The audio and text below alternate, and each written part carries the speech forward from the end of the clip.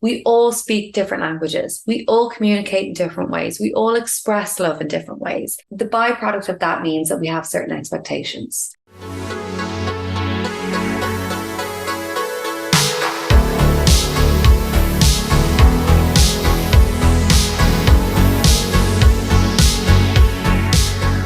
Welcome to Reclaim Your Radiance, a sex, love, and relationship podcast where our focus is on your most important relationship, the one with yourself. Each episode, we are joined by an insightful guest who shares their story about how they've become their best, most radiant selves despite diverse challenges. We dive into the depths of loving yourself, creating healthy relationships, and prioritizing pleasure, play, and joy, all while never shying away from the tough stuff. Are you ready? Let's get to it.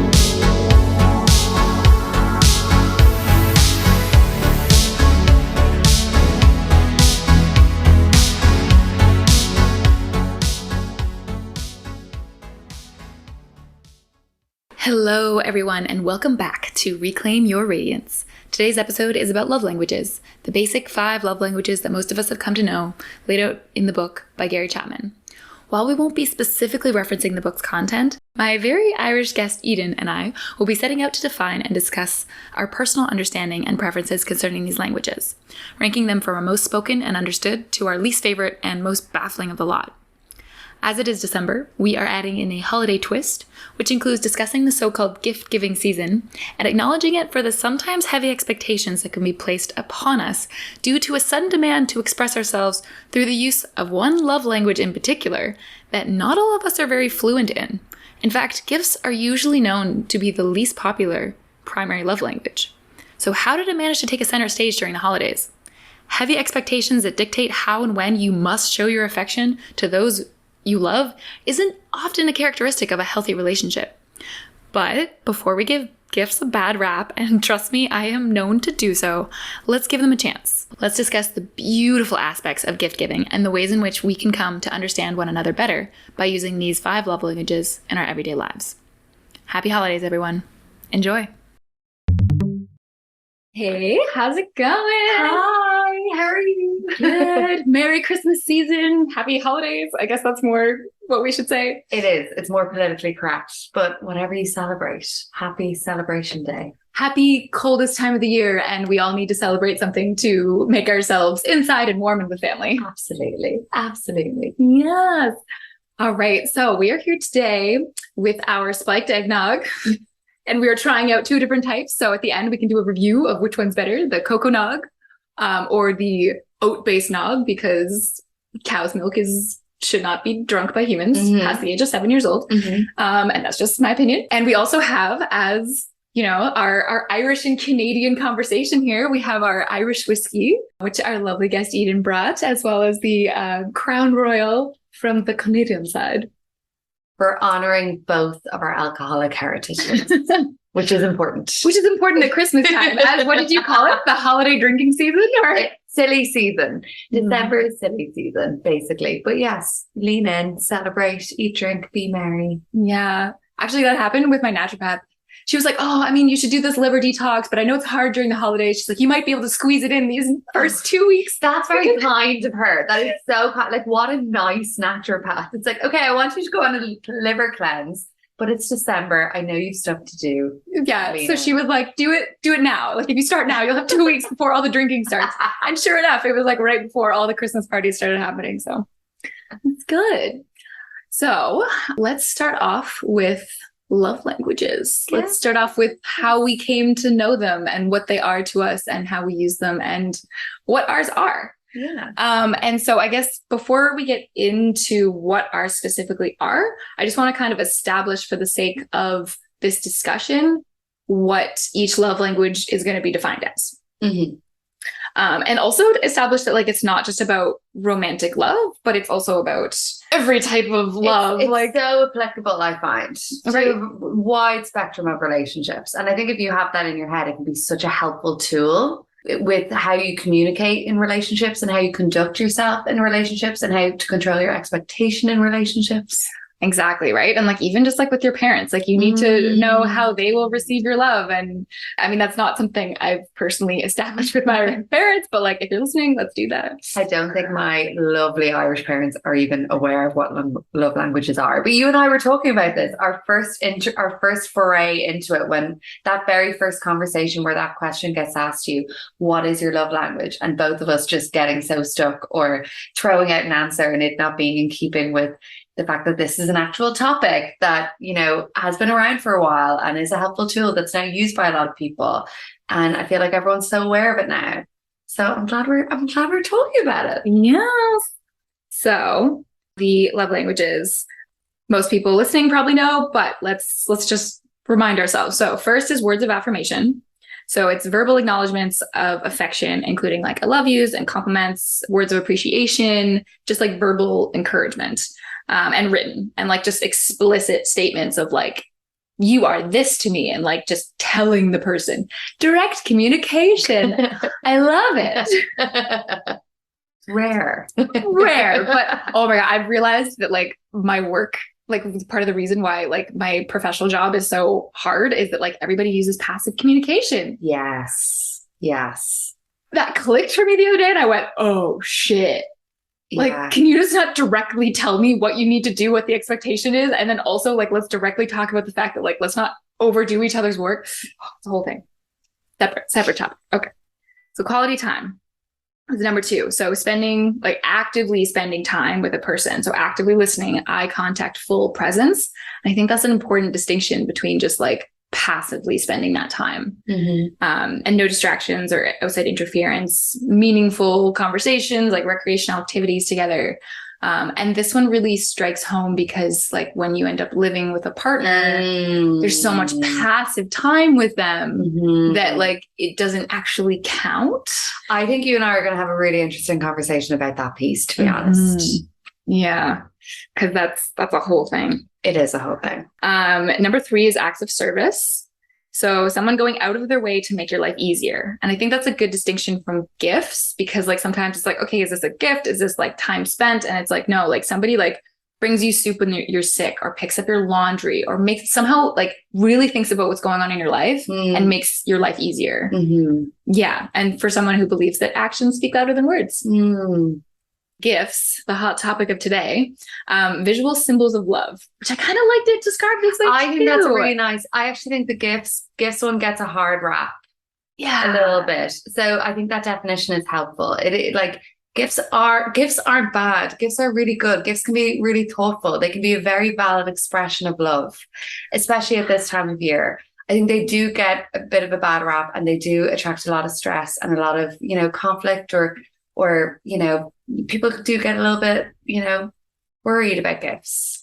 I mean, myself included. Yeah. So I'm excited to see how we take it from like, oh my God, gifts are the worst, and then like somehow transform it to like, oh, but this and this and this. Yes, I think we can rescue gifts a little bit as a concept. That would be a very good Christmas gift to the world. See what I did? I do. Thank you. That was wonderful. So yeah, gifts being visual symbols of love, not about the monetary value, hopefully, but about the symbolic thought behind the item and the careful reflection, the deliberate choosing of the object to represent the relationship or how well you know them, and the emotional benefits from receiving the present. So like, oh yeah. And there's a lot to be said behind like somebody getting something off somebody's list of just like, don't just give me your shopping list, right? Like this is just the shit you would have already bought yourself. Like give me a list of things that you like won't buy for yourself because it's too luxurious, or it's like something that just lights you up, but you're like, oh, but I don't deserve that. Or even those gifts that you don't even think about, that someone just surprises you with, and they don't have to be crazy. Like I once had a boyfriend who gave me a poster that had been on his wall for 5 years that I really loved. He just took it off his wall and gave it to me. That's so sweet. And I still remember that like over a decade later, and that cost him nothing. But it was a gift, but it just goes to show that they do have this really positive effect. They can be these really beautiful expressions of love, and I think they do get lumped in or lumped in with the frenzy of Christmas consumerism, and you know that's where we can start to maybe go astray, or you know, or the value of it can be maybe lost a little bit. Yeah. Well, because I mean, there's also the questions of like, oh, I guess, okay, let's say this because we're getting ahead of ourselves. We're getting ahead of ourselves. I'm going to try not to jump around too much but okay, so last one. So we have, okay, let's recap. So there's words of affirmation, quality time, acts of service, gifts, and the last one being physical touch. So feeling loved when they receive physical signs of affection, kissing, holding hands, cuddling, intimacy. And these roots often really go back to childhood and like just all the childhood experiences and trauma and what have you. And like people only feeling deep affection from their caregivers when they're held, kissed, or touched. But then there's just so many nuances to that. And this one is like the most difficult to navigate, I find. And just because like I don't know, I would argue that it's a essential part of human everything. And so but it can just be so sensitive sometimes. Oh my God. And like people can't be touched here because there's this thing that's underneath the skin that they don't know about. And they're like not in tune with their bodies. And so they don't know why they're reacting that way. But like, oh my gosh, if you touch me on my elbow, there's a subconscious thought that goes back to this moment where you were teased by your brother and they pulled your elbow, like it's just so interconnected and you have no idea what's going on underneath the surface. Absolutely. Absolutely. Yeah. So what are your love languages? Okay. Well, I want to start by saying, I think there's a part of me that connects with all of them. Like, whenever any sort of expression of love that is manifested via one of these languages is always really positively received by me, obviously depending what it is. But even as you were like even maybe it's your descriptions that I find myself connecting with very well, but I do find myself connecting to a lot of them. I would say for me, I have a couple. Do you have a couple? Oh yeah. I mean, like rank them really. Because Okay. it's like, I think all of us connect with all of them on some level, but it's really about like which one's your top, which one's your bottom. And like, you can even give them like degrees. Like this one is like way above the others. And then, or like these ones are kind of neck and neck at the top. And then you kind of like sink down a bit and it's like, okay, down here is like the other ones. I mean, sometimes I don't know where I stand in terms of ranking, but today my knee-jerk reaction is probably quality time.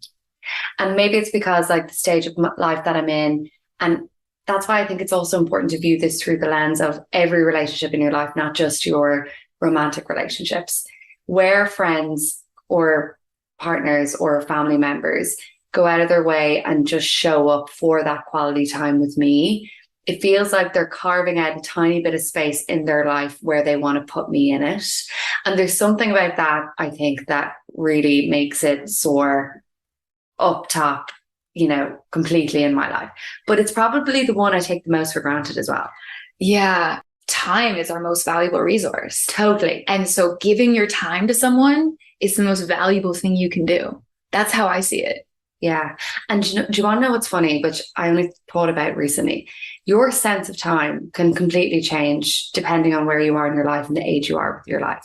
So for instance, like someone who's slightly older, like my grandmother, for instance, there's a lot of things she says no to now because she thinks to herself, the amount of time I have left on this world is just shorter. It just is. So therefore, her concept of time is so much, she feels it so much more acutely than I do.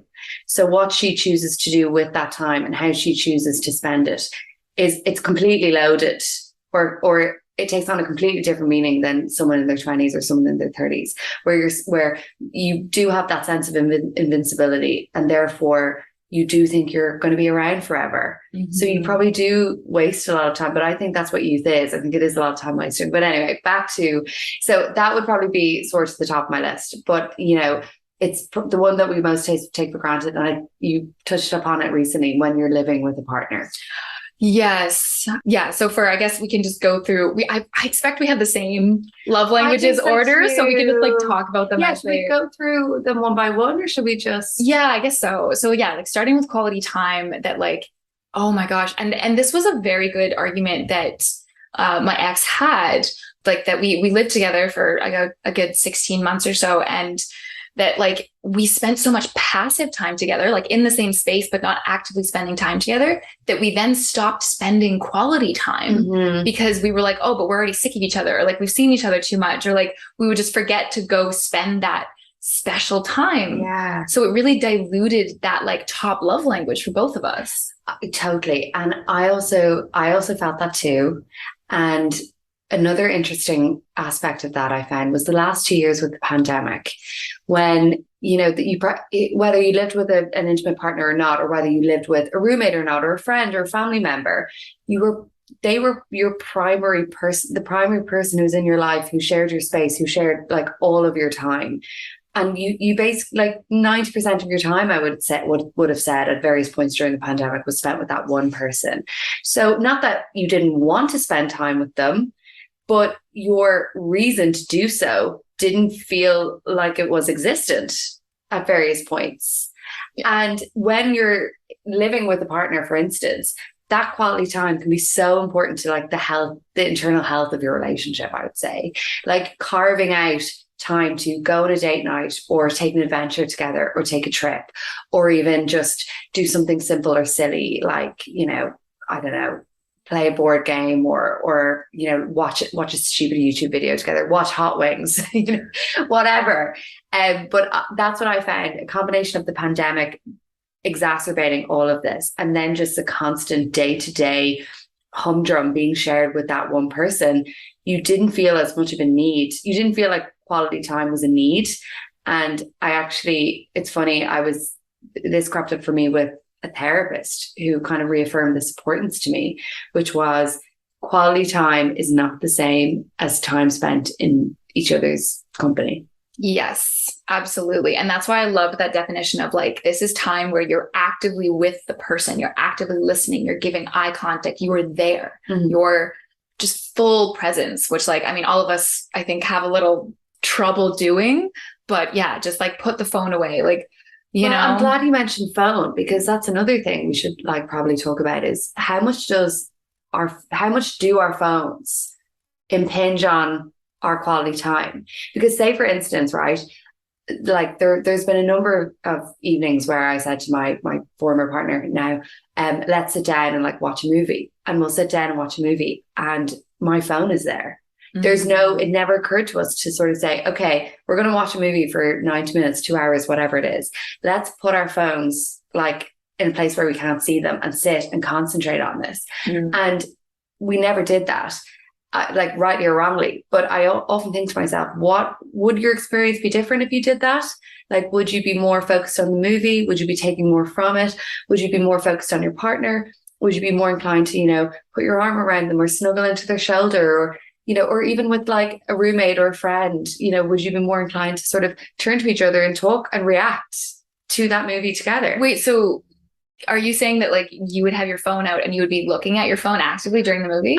I wouldn't have thought that I would have been looking at it actively, but it would have been on the coffee table or on the sofa beside me, and I might see a notification or hear a buzz.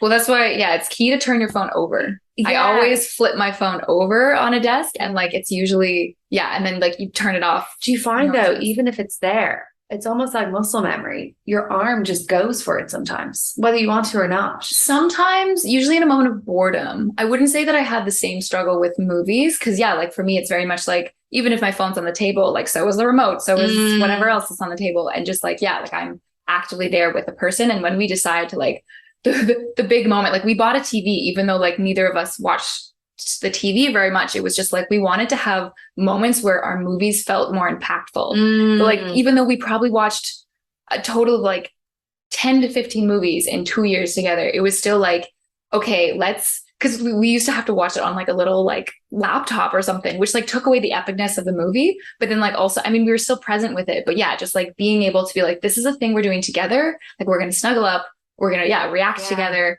do all the things that make it so much more of a together time than just like we're just like kind of passively watching this thing together. But I think the intention behind that is key. So when you're like, if quality time is something that you do think to yourself, okay, this is a love language I want to express more. I think having that as an intention, and so it can be less mindless. So something like, we don't even have to leave the house. Okay, we're going to sit down. We're going to watch, 30 minutes of Brooklyn Nine-Nine, whatever it is. And we're not going to just have it on while we're eating our dinner. We're not going to, just lash it on and just have the phones beside us and just be, on Instagram while we're doing it. It's sort of, okay, why am I doing this? Yes, I want to watch 30 minutes of an entertaining television show, but I also want to watch it with someone, and I want to have that experience, because there is a great sense of as you get older, thinking to yourself, oh, I could have spent my time a little bit better. Like think of like the mornings where you wake up beside someone and you're on your phone, and that's a time for a cuddle or a chat or a coffee or something. And there's so many mornings where we miss out on that experience. Yeah. And like, I don't know about you, but the time kind of disappears. Like, say I got distracted by my phone, like I'm supposed to be working, and then like I get distracted by my phone, and then like that time is just gone. Yeah. Like I like blink and it's like 40 minutes later and I'm like, oh shit, like I don't even know what I was doing. And like I guess we're kind of getting to the poisonous of phones here, but like, yeah, anyways, like, but they are an enemy to it. They are an enemy to it. And actually, like, so another point in this category is like, for example, one of my best friends, we don't always have the time to share like the same space together, but we send each other really long voice notes. Yeah. And that for him counts as time spent, as quality time. And so like, and it's so funny because we'll be like apologizing for sending like 12-minute like voice notes. And like at the end, we're just like, sorry, but like, I love you, bye. But the response is always like, thank you for that. That was wonderful. I loved taking my midday walk and like listening to you. I couldn't agree with that more. And that's something that I treasure, because obviously a lot of my close friends are in Ireland, and me and my best friend in particular just send each other long, windy voice. So much so that when it hits 5 minutes, we stop and then we start and do another one, because we're conscious that, you know, you might have 15 minutes to sit down and listen. But I agree with what your friend said. That in itself is an active time where you're sort of, you might be walking or you might be just doing a little bit of house chores or whatever, but you have pressed the button to talk to someone. Yeah. Oh, voice notes are the new best fucking thing. They are. I know they've been around for ages, but they're fantastic. They're fantastic. That perfect middle point between texting and phone calls. Okay. So we both established quality time is our favorite. Is that your number one too? That is my number one. Okay. What's your number two? I think it's acts of service. Interesting. Okay. All right. Let's talk about acts of service then. I think physical touch for me is up there. But physical touch almost feels like its own entity on the side. It's like, I just need this. Yeah. And I'm still trying to figure out. It's not a standalone. It's something that like you basically, like you want sort of almost to apply to how you live your life or all your relationships essentially. Right. But I guess in the same way, like, okay, say you're at a party and there's 25 people there and you spend an hour talking to somebody, like one-on-one, let's go. That is definite way to show affection. Somebody walking by me and like brushing me on the arm tells me they're thinking about me, tells me they like me, or that like I matter to them, but that is not even close to the same thing. So I guess in that way, it's not as important. I think acts of service are getting higher. Okay, let's talk about acts of service. I think the reason why I value this so much is because that is a way that I tend to show love a lot.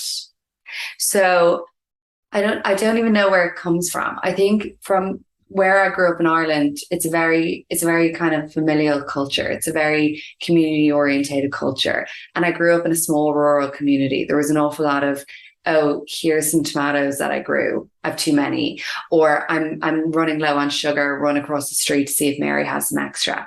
Like that is kind of that is the culture where I was brought up. So I was trained to do that from an early age, just by watching, just by knowing that, okay, so-and-so is sick. So-and-so has lost a parent. You know, I've seen friends, neighbors, family members show up unannounced, take the bins out, empty dishwasher, bring lasagna, not because for lots of reasons, but number one being it's just the thing to do. And being in receipt of that, I often say whenever someone's grieving or going through a hard time, don't text them and ask them what they can do. Just do it. Just do that act of service and think of it as an act of service. Don't be just look at it as, this is how I'm going to express my love to this person. I think that's what they need the most. I'm just going to do it. They don't need me to finalize it with them, whether it's okay. That acts of service they exist as a standalone thing that you do for another person, whether it's okay or not. And sometimes it's not. Sometimes it then it enters into consent, right? Where it's like, okay, it can't pass any consent lines and they still have to be able to say no. Of course. But yeah, like even just the way that like I came over earlier this week to you and like totally, like I was like, hey, what can I bring? And you're like, oh, don't worry, don't bring anything. So of course I brought like 3 different things because like that's just right? Like I'm not listening to that no, because you don't know what you want. You don't know what you need until I'm like, I think this would be lovely. And you're like, oh my gosh, yes. But that's a classic example of an act of service. There was no sort of, I don't even know if you gave too much thought to it. You just said to yourself, oh, that's what I'm going to do. I'm just going to bring this. And and that's essentially what it is. It's you're in the frame of mind of serving another. You're thinking about what they need. You're thinking about what would make their life a little bit easier. Yeah. You're not, and you're hoping that you don't miss the mark too much. Often it's not perfect, but I think the act in itself is so appreciated. Well, it's knowing that somebody was thinking about you. That's what all of this is, right? It's knowing that somebody was thinking about you and wanted to spend the time with you. And then like the same as like knowing that somebody was thinking about you and then went out of their way to do something that took effort to then bring it to you. And oh my gosh, I just need to like what you're talking about with like your upbringing and like just having that like easy flow of people giving acts of service all the time. It was like melting my heart and also breaking my heart all at the same time, because like that is not something I experienced at all. Like I grew up in like not rural. I grew up in like the middle of a decently sized town in Canada where like, actually it's one of the major cities, but it feels like a decently small town on like a world scale. And like, I knew all my neighbors, which was rare. And I played with all the neighborhood kids, but it's still just like, we didn't have that sort of flow. And like, I think acts of service has been an interesting one that I've had to teach myself to do. I see. It wasn't something that you just picked up by virtue of where you were. Cause like quality time I picked up by like from my parents, from like that is something I picked up of like, and also just it just makes so much sense. Like I think it is actually rated as the top love language by surveys. It is rated as the top. But it's funny that you say that, and actually I think that's a really interesting point of conversation, because I don't know if acts of service is crazy high for a lot of people, and it is for me, and I do think it comes from basically where I was born and where I was brought up. But Ireland is unique in the sense that it's a country of less than 5 million people. It's an island. You can drive across it in less than 3 hours. People live on top of each other. Most people know their grandparents. Most people know their cousins who go to school, and then like everyone just knows each other. So when you have that kind of environment, that's where it's a petri dish for these kinds of acts of service, I would say. Whereas Canada is completely the opposite. Obviously, it's such a kind, caring place, but it's massive. It's geographically massive. People live from one end of this crazy landmass to another. A lot of kids aren't close to their grandparents, or a lot don't really know their neighbors, or live in these big, intense urban areas where you live in a 20-floor building, but you don't know anyone in that building. So there has to be compassion for where it was that you learned these languages, because it's a language like anything else. It's no different than French. But I find the acts of service one is funny for me, because it's one that I really value, both in the giving of it and the receiving of it. But I find that because it isn't as much of a thing here, I tend to have an expectation for it that isn't met here, that isn't necessarily anyone's fault. So for an example would be, I'll go into work and I'll, so-and-so, like a person I work with is sick, and I'll give them a get well soon card or something. Cause that's just that's adorable. Well, it's like, it's just something I don't even think about. I'll be in Dollarama and I'll be, and my mom does this too. We'll buy cards that we'll just keep for the future, for when someone has a baby or someone's sick or something, like just when you think of it. So I'll drop that in, and I'll see when I'll give it to someone. Don't get me wrong, they're so appreciative, but it's unusual.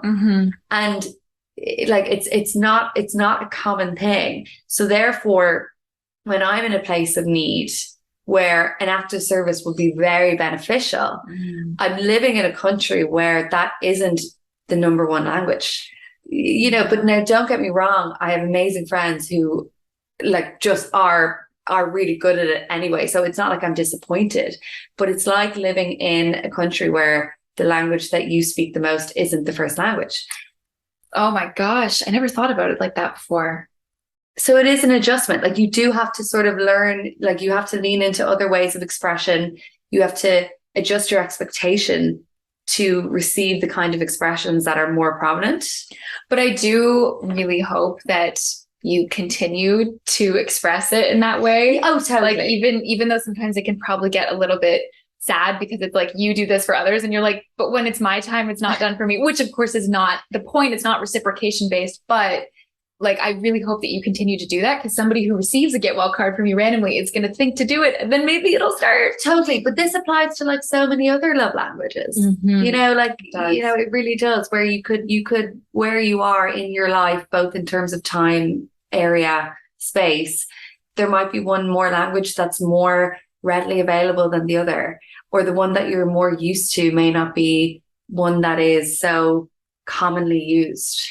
Right. And like the love languages are languages, and you need to learn how to speak them. Yeah. And how to understand them. How to communicate. And how to communicate them.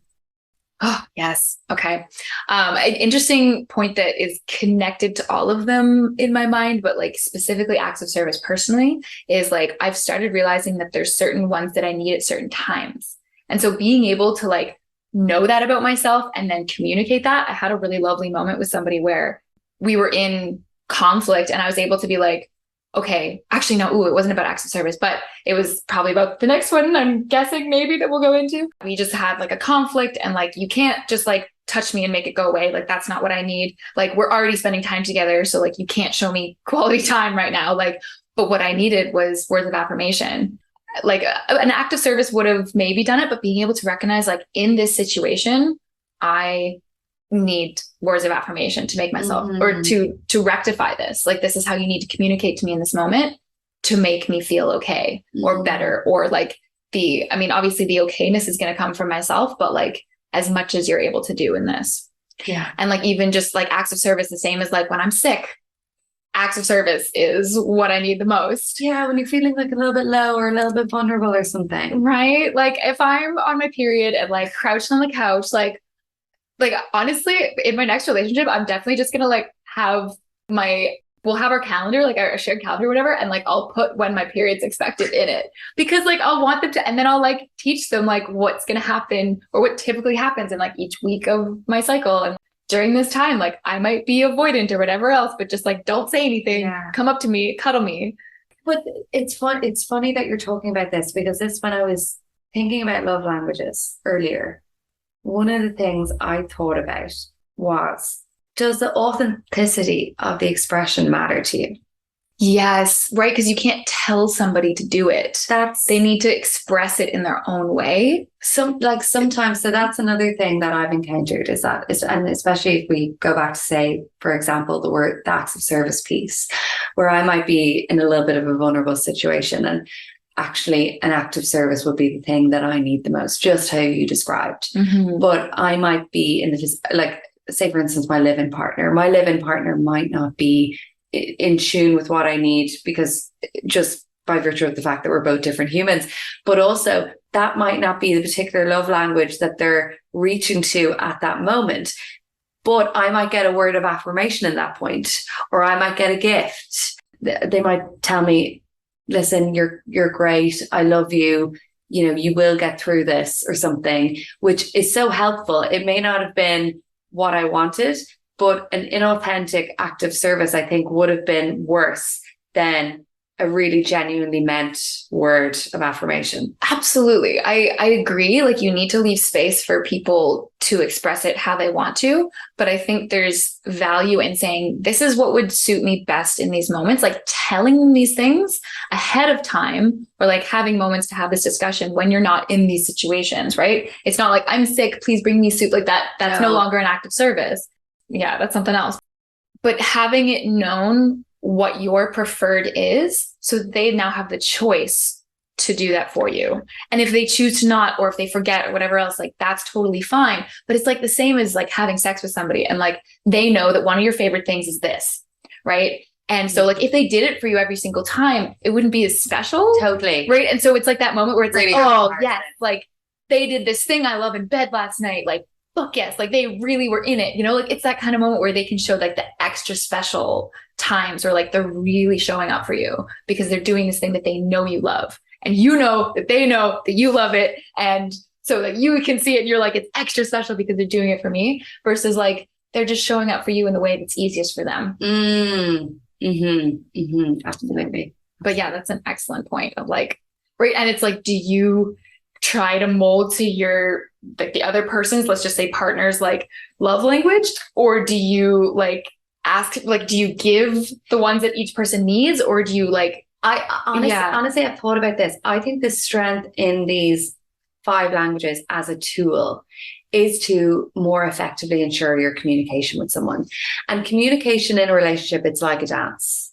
Sometimes it's great, sometimes it's off, sometimes you misstep, sometimes you don't, but you're just constantly moving, trying to meet the other where you're at with that kind of communication. So I don't think molding is the right way to go about it, but I think sort of saying, I really value this. And because I really value this, I almost expect it from a relationship. I know it's an unreasonable expectation, but what if that was to be more of a feature? Would that be possible? Yeah, right. I have a really good example for like words of affirmation if we want to talk about that. Okay, yeah, let's go to words of affirmation. Is that your number 3? I think it might be. I'm not sure. Right? It's hard to know. It's hard to know. I feel like ranking them is like a kind of shitty way to do it. It's more like, when do you communicate this way and how do you receive it? I don't know. I mean, don't get me wrong. There is a subtle ranking there. There are ones that you do value more than others. I don't know if they can be ranked per se, or the ranking will just change so frequently that the exercise is kind of pointless. It's right. That's true. It's like, this is always going to be changing. It's not like this person receives it this way. Like, no, like it's just certain times in your life that you need certain ones. So yeah, let's go to words of affirmation. Yeah. It's fairly high for me. Like it's fairly important. Sometimes I think it's given a bad stigma if somebody's like, oh, I need words of affirmation. In what sense? Because you're almost like digging for compliments, or you don't trust that somebody just loves you because they brought you soup. You need to be told that they love you. And it's like almost like an insecure thing. Yeah. I think there's that kind of stigma that goes with it. Whereas like, I don't think that's fair. I think it's just like very much what it is. Take it for what it is, that you just need to be told. You need to hear the words. And that's what really convinces your nervous system that you are loved, or that this is true, or that this person has affection for you. I'm inclined to agree with that too. I think there is something that's very magical about hearing from someone that they love you, as opposed to, I mean, the most important thing is how they show it, don't get me wrong, but actually hearing it and knowing that and having that, because especially, you know, within the recesses of our own mind, there can be an awful lot of negative thinking or dark thoughts or patterns of thinking that aren't reflective of how you are functioning in the real world, both individually and with others. So I think when you do hear that, when someone does tell you, you're great, you're wonderful, or you got this, or you will be okay, you're not okay now, but you will be, that can pull you out of a very bad place sometimes. That can be incredibly valuable. And it isn't fishing for compliments particularly. It can be grasping a lifeline. Absolutely. I very much agree. The thing that comes up for me around this is saying something too often, or saying something in moments where, so like diluting the value of the words. So like if somebody, every single time you hang up with somebody, you're like, I love you, bye. Or like you leave and you're like, I love you. And like sometimes there's not even an emotion behind the word anymore. Because I've observed that with some people I know, and it's like, I don't even know that you're actually saying it anymore. You're just going through the motions, which is why, because I observed that so much and I didn't like it, with one of my earlier partners in life, like I was very much like, don't say this to me too often. And it was specifically the I love you. I was like, I want you to share it, or I want you to save it for moments that you really mean it. That's so interesting that was your instinct, because I recently was talking to a friend about this, and she said the exact same thing, that she didn't want to hear it like an awful lot because she was worried about diluting the value of it between her and her romantic partner. So what they've done, they're married now, is they say to each other, I'm in love with you. Because you can love a lot of things. You can love pizza. You can love your grandma. You can love your friend, your very close friend. And the word love is too diluted. It's just so wide used, and it should be used because you should be able to love an awful lot of things. So how they and they didn't want to stop, they didn't want to reserve love to the exclusion of other things that you naturally love for their solo romantic relationship. So what they did was they changed the wording of it slightly so that when they go to tell each other they love each other, they say, oh, I'm in love with you. And even hearing I'm in love with you or I'm falling in love with you, because we don't hear it as often, that can really light a fire.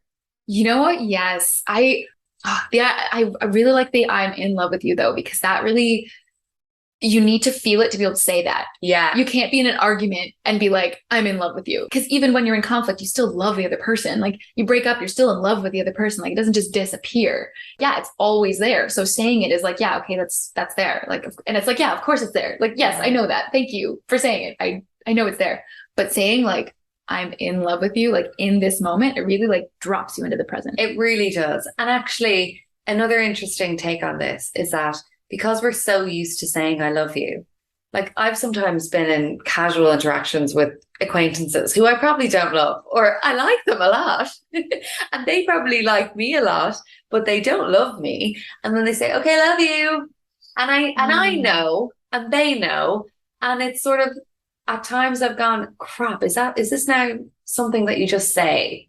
And the worry I have for this is, what if it leads to a point where you start saying it and you don't mean it? Exactly. And then, you can get into that pattern where you fear that somebody else is telling you they love you and you don't believe them.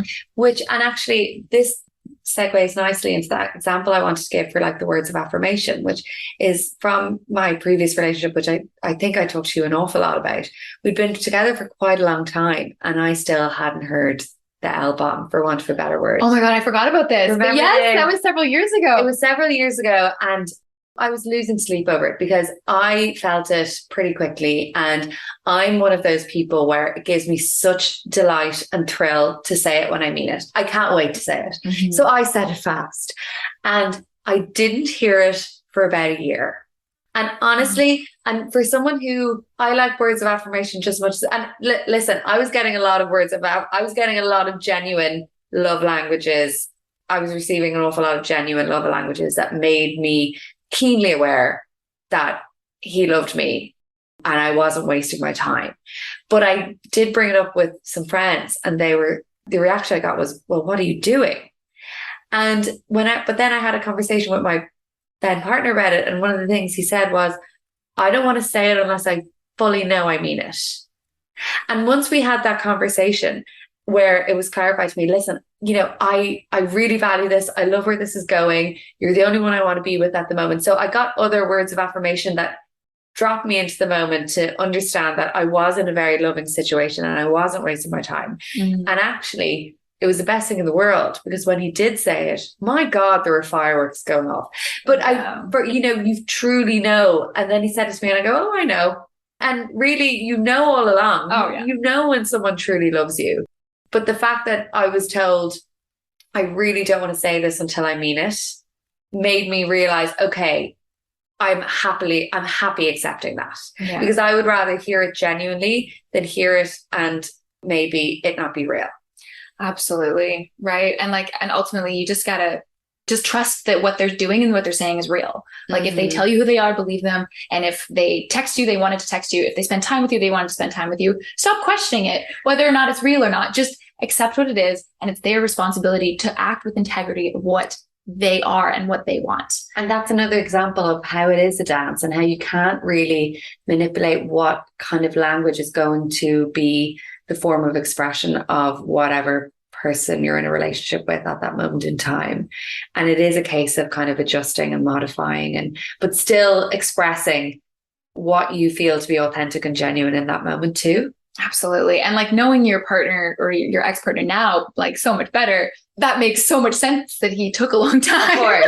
Of course. But okay, so hilarious. Okay, so kind of related to that of the I love yous being at different times and that kind of stress and what that puts on a relationship. My very first relationship, my high school boyfriend, he said it to me so early and I did not feel it when he said it to me. And even I was pretty sure that he didn't know what he was saying either. And he said it in not the best timing either. He was like getting out of the car and I was dropping him off and he said it to me through the window. And I was like, I forget what I said, but I was just so flummoxed. This is so what? Yeah. And it was just like kind of thrown out there. And then he then used it. I mean, again, such a like young relationship, like we were 17. Still, there was just that unfairness. And I remembered that so heavily of being pressured and being like, I'm pretty sure I had like a conversation with my friends. Do I love him? Like convincing myself to say it because it just gotten so awkward in the relationship. Well, that's a good question. Have you ever said it and not meant it? I think with him, I did. Yeah. Sorry if you're listening to this. I really doubt you are.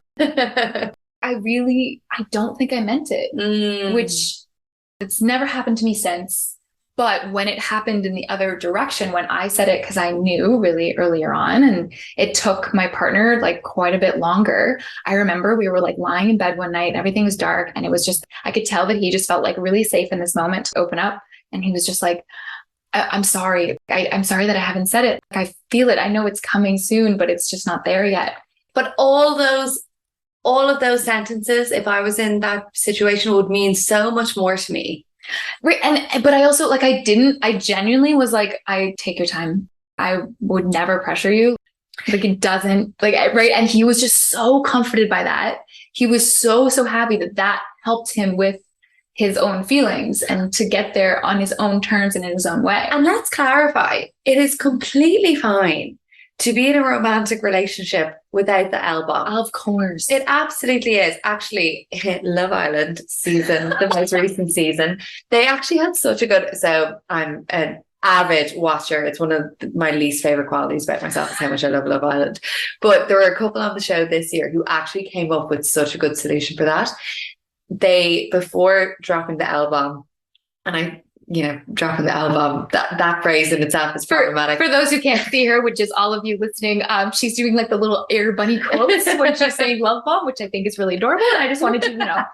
So if you're in a relationship with someone, a romantic relationship with someone, and you're working towards saying I love you for the first time or dropping the L bomb, and you really, really like them, but you don't know if you love them, but you want to let them know that, that's where you're headed. A good thing to say in that moment is elephant juice. What? Because as you say elephant juice, your lips look like you're saying I love you. Okay. Yeah. All right. So it's a good way of saying, yeah, you just said elephant juice and it looked like I love you. So it's kind of a good like hint, elephant juice, as in I will love you one day. I'm working towards it. I still will go with like I adore you and things that are like really similar, like or like I love when you do this. Like right? It's like okay, while we're on this, I just want to tell one last first I love you story because it's fucking great.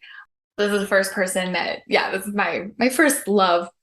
And oh my gosh, we were having this like really big party that we were like all of the first year engineers were in because we had just done our first calculus midterm. And these calculus midterms were fucking hard. And like everybody studied their brains out. And then we all just got shit-faced afterwards because we all knew that we probably came so close to failing and they'd have to bell curve us all because it's so impossible. But like all of us got through it together. And this is the beauty of engineering. So I loved it. And so we were at this party and he was drunk and we met probably like a month and a half before that. But like everything is so like compounded because we just spent so much time together, like in the same residence and stuff like that. And so he was really getting quite wasted. Too early in the night, he ends up like bent over the toilet, puking his guts out. And he just like turns to me like between pukes and he looks at me, he's like, I love you. Nice. And I, of course, I'm like, I know. And just like patting his head and he just like keeps puking. I'm like, of course I knew that. Like, but it was just like that. And then it was always our joke that I Han Solo'd him. Well, actually, just going back to like, the I love you and I know being the response. So you can know that someone loves you before they say it, which is another interesting way of looking at all these love languages as a composite way of expressing love for someone. So you can know that someone loves you through acts of service, through quality time, through the various things that they do that show how much they love you. So that when the I love you does come, there's nothing else to say but I know. And I've known for a long time. I probably knew before you. Yeah. Honestly, you probably do. So that's why I think it's good that there are 5 of them. Right? It's so diverse. Is there anything else we want to say on words of affirmation? Just that I love you. I love you too. And that's genuine, and we can feel it, and we know it. Yeah, no, and I love you between a friend that's fake is like cringeworthy. Right? And it sucks because sometimes you feel the need to say it. Sometimes you feel the need to say it back.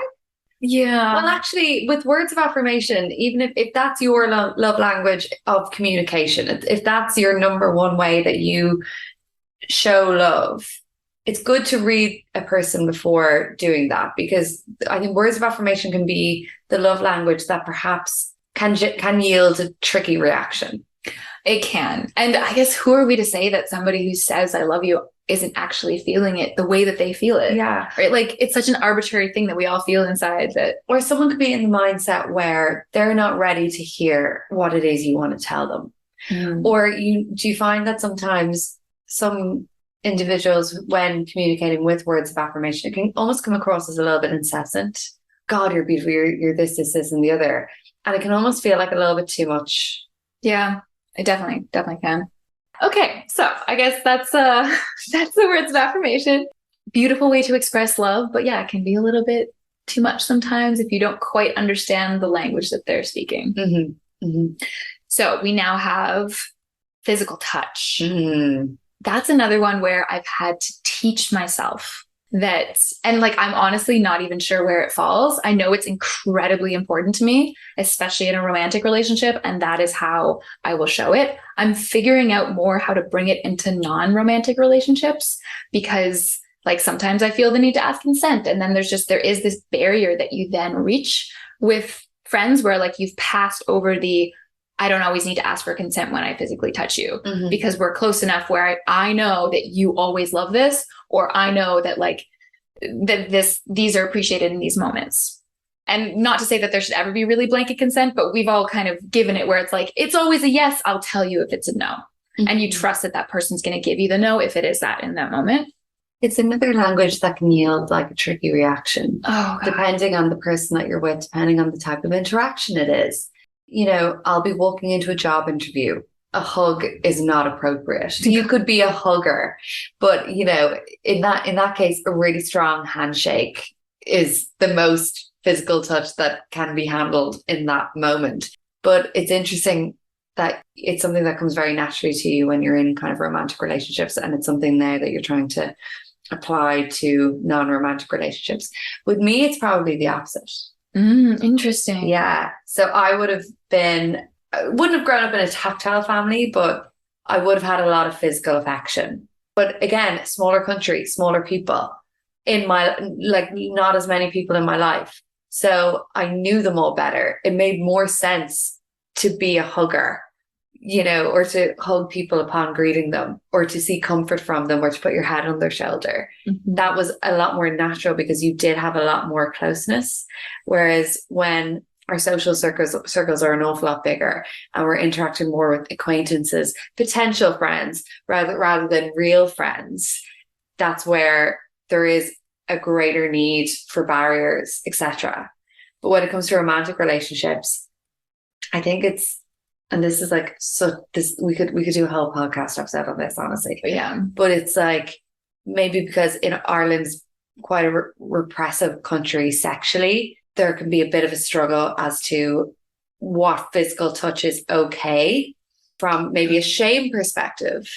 Oh, wow. Yeah. So, and that's only something that I'm realizing as I get older. Wow. Okay. Thank you. Because that is like the complete opposite. Whereas in your perspective, bigger country, you probably knew way more people than me. Your social circles, your communities were like so much bigger, but you were in a completely less repressive country sexually. Like, for the amount of time that I've known you, you've always been quite comfortable with expressing yourself sexually, much more than I am.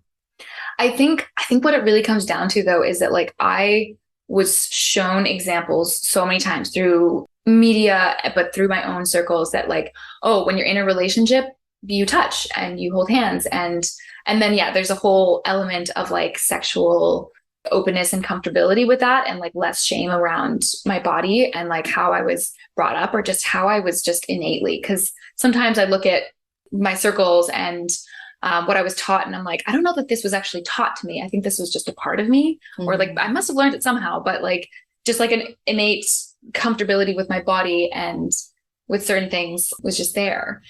When it came to family, we did hug, but it was like, I don't know, it didn't have the same sort of intimacy. And so like learning intimacy through physical touch in a non-romantic way is something I've really had to do, and something I'm still working on. And it's something that touch is so essential. Like think about the pandemic again, like how like that was literally all of us were melting inside when we were like, we can't touch people. And like people who were like, I haven't hugged another human. It was horrendous. It was horrendous. Like that was the worst part, when somebody's like, I don't have someone I can hug. I remember having people be like, oh, I haven't hugged somebody in like 4 months. And I'm like, you need to find someone in your life who you can trust to hug. Like, I don't care if it's a pandemic. You've got to have somebody. Everybody's got to have somebody where you can go and just hold hands, and that like electric fucking magic that happens between fingertips when people touch, like it's just non-negotiable. Well, two things I want to add to that. Number one, I remember when I went to a counselor in Ireland, and I remember I must have been quite low or feeling quite isolated. And her advice to me was to lean more into physical touch. And her advice to me was to literally, because I think at the time, like there was probably a bit of body dysmorphia. There was probably like a lot of issues that basically take you outside your body and more into your head. So the goal was to literally try and plant yourself back into your own body. And the best way to do that is through physical touch. Because, and this links into the second part of what I'm saying. I don't know if touch is something that should be thought about a lot. Obviously it should from a consent perspective, but in terms of the natural flow of it, it's muscle memory, it's your body. I think it's almost thought and touch are sort of opposite sides of the same pole in little ways. But anyway, she advised that I basically, after my shower each night, when I go to moisturize my body, like paying attention, really stroking slow circles, grabbing my fingers, grabbing my shoulders, moving slowly, feeling what my thighs are actually like, feeling what my calves are actually like, and really taking my time. And it was really doing it was quite transformative. And then another thing that she recommended was to go get massaged. A lot of people may not have someone in their lives who they're comfortable hugging with often, if even at all. So it's important to kind of lean into things where it's important to try and think of ways where you can get that touch in a non-threatening, non-sexual, non-intimate way, but in the same way that generates a real benefit. And massage is quite a good one. Those are both just such excellent examples. And that brings me into, we're talking about how to express these languages to other people. But ultimately, like, we need to learn how to express these languages to ourselves. Absolutely. And in our own relationship with ourselves. Such a good point. Hello, the topic of this whole podcast, loving yourself first, right? Physical touch on yourself. And like, how often do we remember to really touch ourselves and not in like a masturbatory way? Like, you can remember to masturbate, but like when you masturbate, are you just going like straight for the moneymaker? Or are you just like taking your time with yourself the way that you probably want a partner to, or might want a partner to? When it comes down to it, maybe you don't have that muscle memory because you didn't take the time with yourself. But so much about touch, I think the main goal from physical touch is to really be in your body and experiencing the world through your body than being in your head. And that can apply to encounters with yourself, encounters with friends or family members. If you get a hug from your mom, or a hug from your dad, or a hug from a grandparent, where you're squeezed really, really tightly and you feel like you're six again. And there's something just so restorative about that. You will not get that restorative effect if you're sort of thinking about, oh, I need to be in the car in 10 minutes. And the same when it comes to sex. And that's a big barrier for me when it comes to sex. And I think it's because of my complicated relationship with it being where I'm from, is that with sexual encounters, I can be too much in my head and not in my body. I mean, I have the same problem. Just completely worrying about, oh my God, am I doing this right? like what you're worried about, what your body looks like. You're worried about what they're doing. You're worried what you're doing. And nothing gets in the way of a fucking orgasm than your own fucking stupid brain. Oh God, I know it. And you know what? This is a whole other topic for an entire, like I want to dive into this, but that is an entire topic that will be covered, like erotic blueprints and everything else. And like, if that is your thought process, by the way, if you're sitting there being like, oh my God, that's me, go read the book Come As You Are. Yeah. By Dr. Emily Nagoski. Thank you. Yeah, go read that book. That's my best piece of advice on that. Well, when it comes to like love languages, if we keep it to, you know, the expression of this language is something that both the giving of it and the receiving of it, not all the time, but oftentimes can really benefit from a little less thought and just a little bit more instinct, leaning into the cues that your body is getting from another person, from yourself. Okay, I've entered a room. I feel the need to hug someone. Does this person look like they want to be hugged? Is the atmosphere such where that would be a good thing? But it does, like, you're absolutely right. And that's a good point. And that's maybe why, remember at the beginning when I'm like, oh, maybe physical touch is somewhere in its own plane, right? Is because all the other ones you have to really think about versus like the other one is just an embodied way of just being with someone else. And like, yeah, sensing it with your body. It's how your body will show love versus how your mind shows love and how your rational thought process shows love. It's very subconscious. It's very subconscious, which is sometimes you need to train that subconscious because it hasn't learned it itself. Or listen to it more. Yes, sorry. I think it is listen to it more. It's just like giving it space to come out. But that's, that speaks to, you know, journeys with embodiment that I think all of us are learning right now. Which is what your podcast is about, ultimately, you know. And oftentimes when it comes to listening to your subconscious, your rational thought isn't a good tool to use in order to do that. And it is about going into your body and thinking, hang on, am I holding tightness somewhere? Is there like a weird stomach swirling happening? Do I have excitement at the tip of my fingertips? All of these can be such valuable data that we can collect when it comes to our interactions with other people, the world, and ourselves. Right? Like the question, like when a yes and a no, you can be felt within your body, right? And this is a very like tantric thing. What does a yes feel like to you? Think about that. Like think about something that'd be like a fuck yes. And how does your body react to it? Like, do you get sudden fast heartbeats? Do you like literally open up your chest physically? Like, how does that feel like? And on the contrasting side, like, what does a no feel like? Do you kind of like step away from a person? Do you lean away? Do you like all of a sudden, do you have a clenching in your like gut or in your heart? Like, and just recognizing that so that you can like really like, because your body will say yes or no before your mind does. In whichever thing you're saying yes or no to, whether it's, do you want to have sex? Or whether it's like, do you want to drive across the country with me? Like your body will say yes or no. It absolutely will. And I think we've all had this as women, being in maybe intimate encounters with people, and physical touch is what is demanded or is the predominant language that's being expressed between both of us. Both people or, you know, 2 or 3 or 4 people, whatever. And there just might be a visceral sense in your body of no, even though your mind is telling you're like, oh no, yes, just do it. Just get it over with, do whatever. Or like, I want to do it. To do it. But your body, there might just be like, I don't know, seizing or like some sort of sensation that I think bodes well to listen to in that moment. If you can, I'm guilty of not having done that a lot of times, but it's another good. But your body's going to keep score though. Well, so it's going to shout out, the body keeps the score. Well, exactly. That like the more times you do that, and this is something I'm experiencing now and really trying to work through, getting away from the fact that my body has kept score for many years without me knowing. And all of a sudden my mind is saying yes to things that my body just won't allow anymore because I haven't created that safety for my body to experience it. And so that is really that disconnect that starts to happen. If you said, and I guess this is still physical touch. I guess we're getting into like this whole interesting discussion, but I guess more practically, if you're in a situation where you want to drop into your body to receive physical touch in a very body-centric way, I know this is so basic, but take a deep breath. Like just take a deep breath before a hug. It's basic, but it's the most crucial piece of advice I think you can do. Take a huge deep breath.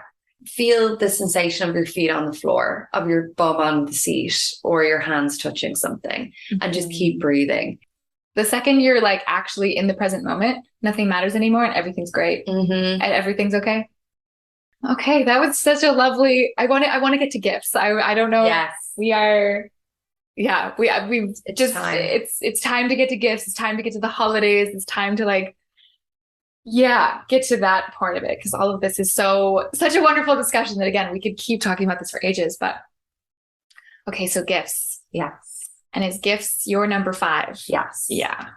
Oh, random shout out before we get to gifts on like love languages is like sometimes you start to develop love languages that like aren't the typical ones, that like you kind of like, I know somebody who's like, yeah, I really love like food and music or like just like things that like this is how they express and feel love from people. So yeah, for mine, it's I realized that dancing, that like when and I know that's, you know, literally time spent and physical touch and all these things together. But it is like, to me, it's now recognized as like, I really receive love that way. Yeah. And like, I've had somebody like purposefully dance with me in that way, knowing that is, and knowing that they're giving it to me for that reason. And I'm like, oh my God, this is like better than any words you could ever say to me, because like, I know exactly why you're doing this.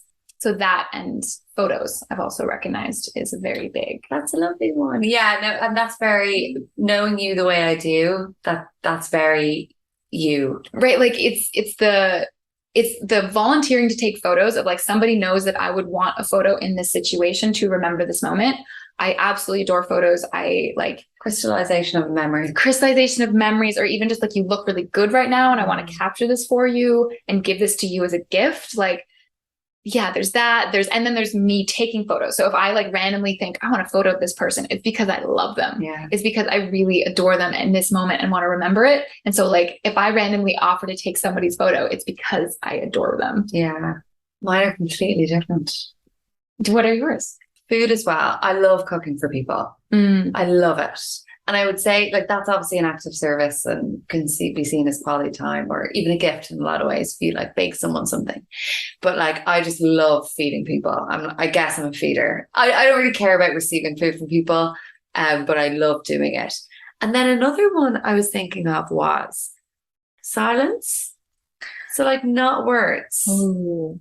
So, you know, when you're so comfortable with someone, like a friend or a partner or like your family, and you can just have those comfy moments, silent moments, but then you look over to the couch and there's a look, or, you know, there's a glance, and it's just that kind of silence in between words or acts or gestures or whatever, where you just can feel love.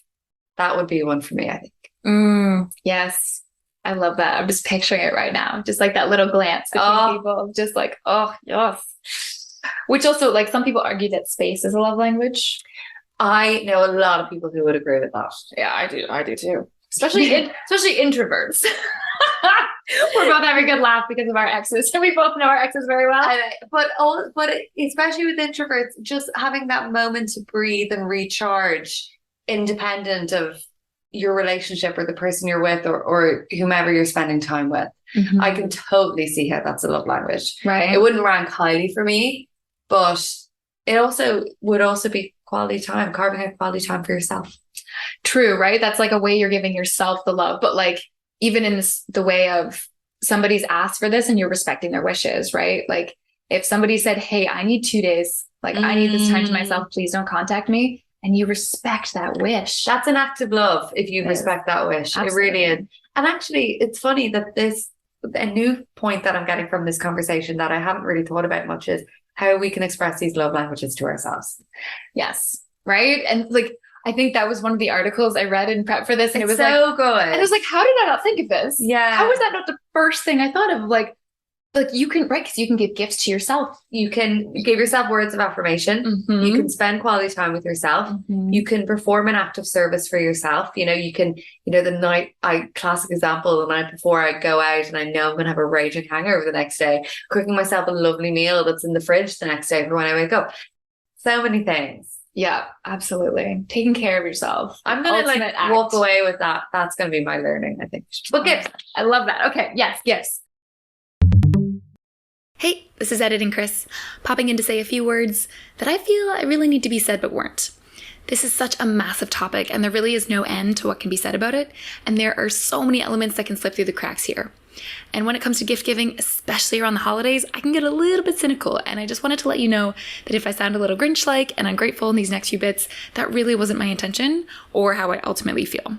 I'm incredibly grateful for my family and for having the privilege to exchange such lovely gifts around the holidays. And I think it's such a unique and thoughtful way that you can express love when we have the time to do so. It ultimately is the time crunch and the massive expectation of doing so many gifts at once that makes it all so hard. And I am also incredibly grateful that I have so many people in my life that love me, that want to show me love and appreciate being shown that I love them in this way at this time. I really want to highlight sustainable gift-giving practices as well, such as regifting, gifting experiences, gifting with reusable or sustainable wrapping, and making gifts. The sustainability piece is mentioned, but not explored or highlighted in a way that really fits my personal values, and so I just wanted to shout that out loud and clear. And ultimately, what you hear is rooted in a lot of emotions running high, and I really did show my ugly side when it comes to gifts. And I'm going to keep it in here for you to listen, because I think it's valuable to air out our frustrations and share space for the uncomfortable feelings that come up, especially this time of year, because I know I'm not the only one that feels this way. It was really instructive re-listening to this conversation and hearing the negativity that came out for me and realizing that my frustration stems from an expectation that absolutely no one is responsible for, and that I have the power to adjust my own personal feelings around it. One last acknowledgement of a topic that wasn't mentioned but should have been is that for some, the trouble with gifts can come from having a resistance to receiving. If that is you, you aren't alone, and I would really suggest practicing receiving. And what better way to practice than by giving gifts to yourself? Practice the art and the act of receiving. Practice showing yourself love in this way and the gratitude that comes with it. And remember that a true gift does not come with an expectation of reciprocity. I hope this resonates with you, and I hope you enjoy the second part of this episode on gifts. I read some statistics that put it as like the last ranked love language in the United States, because that's, of course, the large landmass of people do surveys on this kind of stuff, not Canada, sorry. Harder to find. And it makes total sense, because I don't know that we fully understand gifts, or like they've been twisted and turned by consumerism and capitalism into something else that we forget. And this is something I'm relearning through like being part of the like Burning Man community, is gifts are just like, it's just me to you, and it's because I felt like it, and there's no reciprocation, there's no demand, there's no like, even just being like, I bought you a shot at the bar and now you need to stay with me for 15 minutes. Like, that's not how that works. You bought me a shot and that was a gift. And I'm now able to do with that what I wish. And like, no expectations. Yeah. Well, I think kind of what we were saying in the beginning, that it is such a valid expression of love, but it's something that's just gotten so hijacked by other things. And it can also be just so loaded with reciprocity and expectations. Yeah. But that said, if we want to lean into the positivity of gifts, you remember really good gifts, and not like expensive gifts or crazy gifts, but really thoughtful, meaningful. You don't forget them easily. No. And I look around my house and I go, that was from that person. Yes. And I get that like good feeling inside. And most of us only get, there's only an opportunity to give that kind of gifts 2 or 3 times a year. So it is a love language. And I think that's another thing. It isn't like commonly expressed. So we aren't as proficient with it, either giving it or receiving it. I guess, because sometimes it's hard for me. I have a lot of struggle with gift giving around the holidays. Let's unpack that. Yeah. So, I mean, that's part of the reason behind wanting to do this episode, is like what really comes up for me every single December is this huge resistance inside of going out and buying gifts for all of my family. And realistically, it's buying gifts for the people that I don't get to spend as much of the year with, right? I spend so much of my time with my friends and my community, as opposed to family who lives like across my very large country, again, to the geographical largeness standpoint. Or like, I see the family that lives locally to me often, but not often enough, not as often as I see you, for example. And so sometimes it feels inauthentic to be like, oh, because the Christmas season should be about like giving gifts to the people who are closest to you. And so sometimes I have that thought, but even while I'm saying it, I'm like, no, like it really is an opportunity given to me once a year to show affection to those that I don't get to spend that quality time with. And so that is a point for gifts giving on the holidays. But then, yeah, like because of the commercialization of our world, I just always get this sense of like, oh my God, like there's a lot of expectation. And there always has been in my family in particular. I shudder to think. I'm afraid to know what happens to you if you show up on Christmas Day without presents for anyone. Yeah. Like, even if you were flat broke and everybody knows it, I feel like that is just an unacceptable thing in my family, and that I would feel the deepest levels of shame. But I don't think your family's unique in that. I think a lot of families are like that. We've all just gotten so used to that being the practice without taking a step back and looking at it a bit more critically and thinking to ourselves, okay, is there a better way where we can maybe show our love at this time of year where we're all getting together? Because, you know, for a lot of people, that's what Christmas is about, or what this time of year is about. It is about getting together and carving out that time and spending it together and just taking stock and feeling grateful. You know, every year I want to be like, can we just go do something? Because like the tradition of my family is to sit around all day and like exchange gifts. And it's just like, that's too much for me. That's too much of a love language that I don't speak. Yeah, totally. Like it just, but then it is nice, right? And then it's like, okay, I put the effort in. I guess it's just the overwhelming amount of being like, I now need to do this for 14 people all at the same time. Yeah. Right. Birthdays are way easier because you're thinking about one person. I find it hard to hold space for 14 people in my head while I'm in a shop. Well, and I think that's reflected at this time of year where we wind up with a lot of shit that we don't want or don't appreciate or are going to sell on Facebook Marketplace or give away or re-gift. Okay, but shout out to regifting because it's the best and it should be done. Actually, we should talk about that because the last couple of Christmases, you and I, we've opted to give each other gifts of things that we've already have. So today, Kris kills all her plants and I have a lot of fake ones. So I gave Kris one of my fake plants for Christmas. And I remember you gave me Kris made gifts last year, which I think is a lovely thing to do. I do that a lot. That's one of my ways to combat it. But the thing is, I end up spending so much time on making these gifts. And even this year, I'm like looking through my list of people that I'm. But being on the receiving end of one of those gifts last year, that was so valuable to me because I knew the amount of time that you put into it and I knew the amount of thought that you put into it. So I don't remember what, say, my mom, don't listen to it, my lovely mom got me. She got me something amazing. I know she did, but I do remember what you got me. You know what I mean?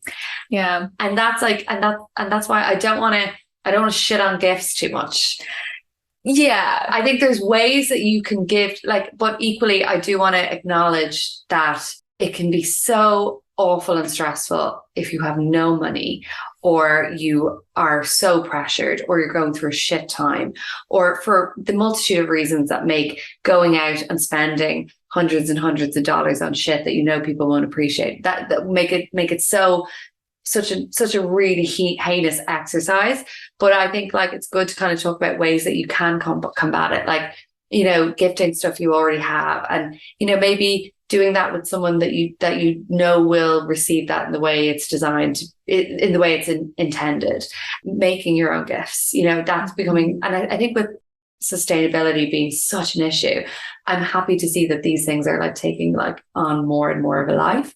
Like one of the things, for example, that I thought of this year, because the other thing too is with making gifts, I've made a lot of candles. Last year I made like beeswax wraps. Yeah. So I took a piece of cotton and you coat it in beeswax and then you like, I still have it. Right. And it's so great. Stuff like that. But I also feel this weird pressure of like not doing the same thing year after year. So I'm like, I can't just like give the same gift that I thought of last year. Why not? Like my mom gives chutneys. It's just a personal thing that but chutneys is like, yeah, I don't know. Right. Cause it would be totally fine. But it'd be like, oh, you just did the same thing as last year. But it's still a gift. And I don't think that should dilute the value of it.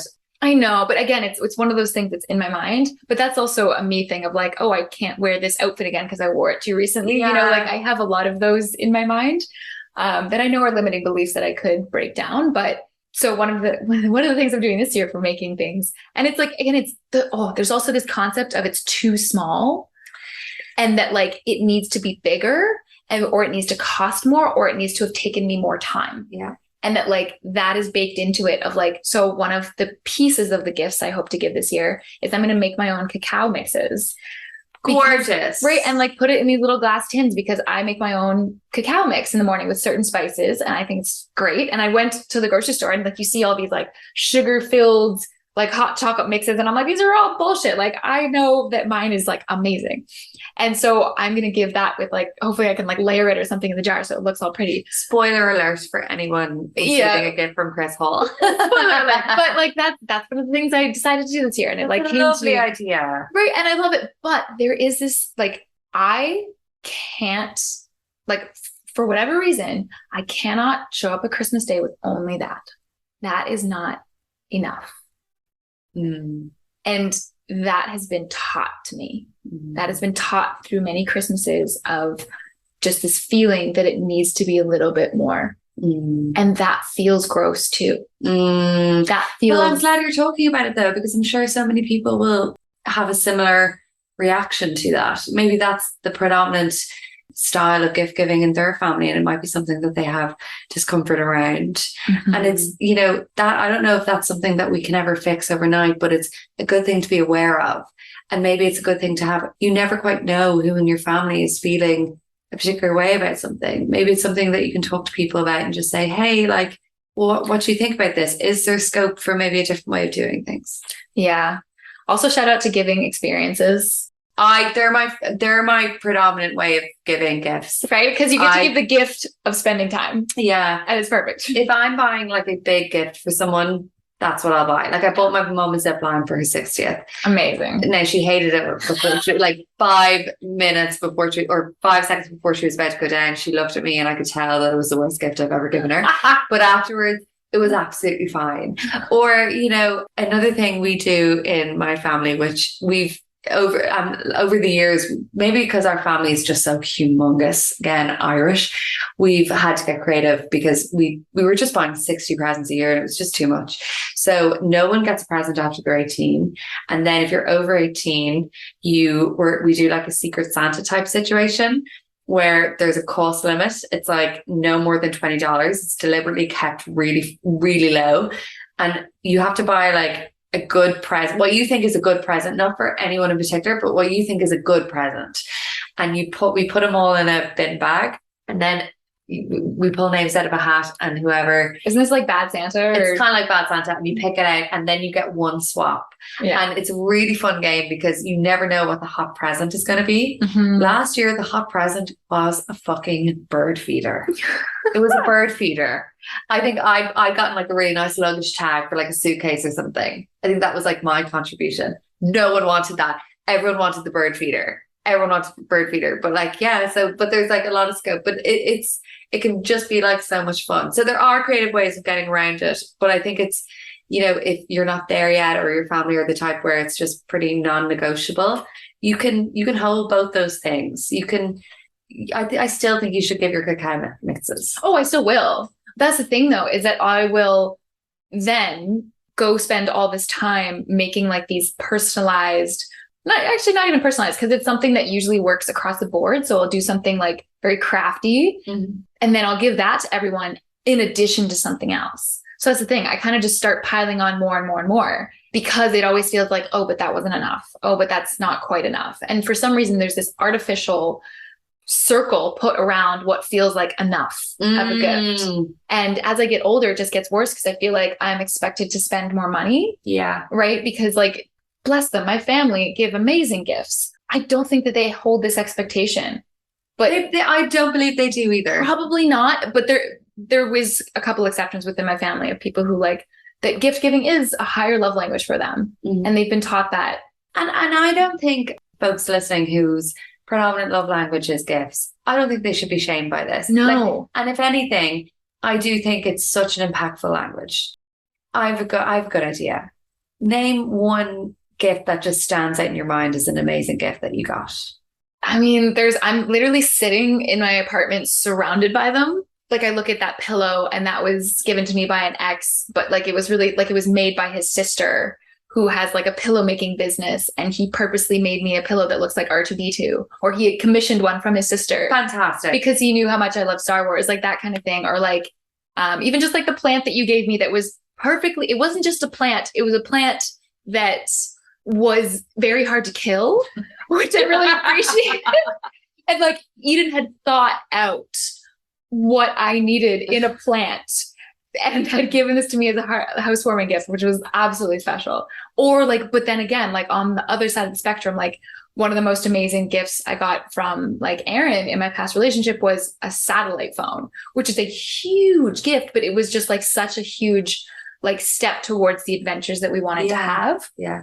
So yeah, those are like the three ones that come to mind, like right at the second of just right. Like, and like you do love gifts, but we should celebrate them. But I think Christmas makes it tricky. Christmas makes it tricky. It gives you an enormously amazing opportunity, but it kind of somehow seems to spring up on you every year. It does. And just smack you in the face and go, oh shit. It does.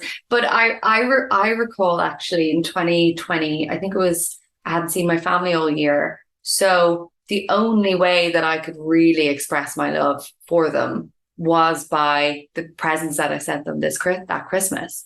And I put so much thought into it, but I realized how much joy I got out of giving it to them, of like finding my sister a bracelet that I knew she'd love, that she still wears now. And every time I see it on her wrist, I just feel thrilled.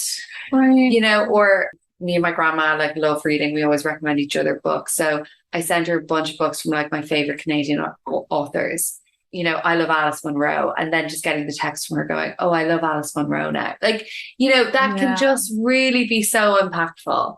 But I think maybe because it was such a quiet year in terms of activities, there was more space to devote. There was more time and space to devote to that kind of exercise where everything hits quite right in terms of what I selected, what I've given, how it's received. It's never like that the rest of the time. Usually it's a bit more stressful. Yeah, I really do think it comes down to the time crunch of like having all these people's birthdays basically happen all at the same time, which like you don't actually. Okay, so another important point to hit on the gift giving is something that we brought up earlier this week when we ended up talking around this topic, was when you all of a sudden have an expectation around a gift, especially when it comes to a partner. And especially when it comes to, and for both of us, we experience this where like, we're not gift people, but then all of a sudden we had been shown through like media for so long about like getting gifts from a partner at Christmas or at your birthday.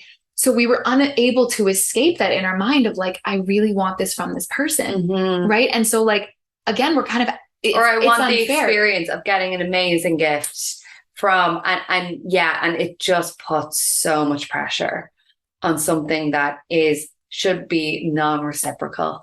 Should be, and shouldn't be expected. The same way as we can't say, hey, I want an act of service right now. Or, hey, I like, you know, like touch, you know. Right. Like, I need you to touch me right now. It's like, that's not how that works. No. You can touch them and hope they touch you back, I guess. Yeah, but it is like, we do get fucked up by, you know, things like social media and like movies and stuff and TV shows where we see someone we know or someone we don't know, like a fictional character, being on the receiving end of this really thoughtful gift, and just you can almost experience their joy as a byproduct of your own. You're like, oh my God, imagine that.